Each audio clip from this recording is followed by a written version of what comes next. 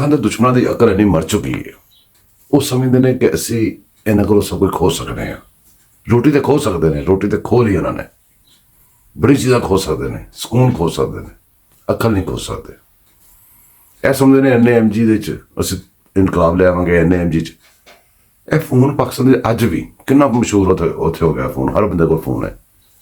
जोड़ा इन्हों का फोन है ना जिन्हें मीडिया चलता सोशल मीडिया, वो हाले भी पूरे पाकिस्तान के 5-7% बंदे को होएगा। कितना तुम उत्थे देखते मीडिया तो लगता कि सारा पाकिस्तान इतने बैठा है, 5-7%। असल पाकिस्तान है या पुराने फोन से लगा फिर या किसी को फोन आए नहीं, लेकिन उन्होंने बेवकूफ समझ, असल बंदे बेवकूफ हो जो उन्होंने बेवकूफ समझते हैं। सो इस तरह तुम हालात ही उन्होंने मुबतला करके ना परेशान रखे है। पता उन्होंने सारा है, सबूत के तौर पर पता नहीं दूर दराज का कोई बाबा है, वो मैं उनका एक बयान लभ के लिया।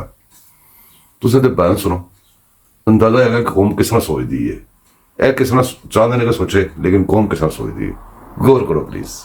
तर मरियम नहीं आई, शहबाज शरीफ नहीं अंदर आया, नवाज शरीफ सारी पार्टी उन्होंने किसी थां नूं अग लाई। इसे गल की मेहनत की हो लोगों दी धियां भैणां ते लोगों के बच्चे खराब कर छड़ां ते लोगों के अख ही ना लगन, कौम ही तबाह कर छड़ी ने बगैरत ने। पाकिस्तान का खैर खाए जिहड़ा पूरे पाकिस्तान एक काल ना अग लवाती उन्हें, सजा के ही आने लत्तां वड्ड के पुठियां टंग छड़ने नूं पता लगे। हाँ ये रवे भी दुनिया ते जिउंदा ते वेंदा भी रवे लोग।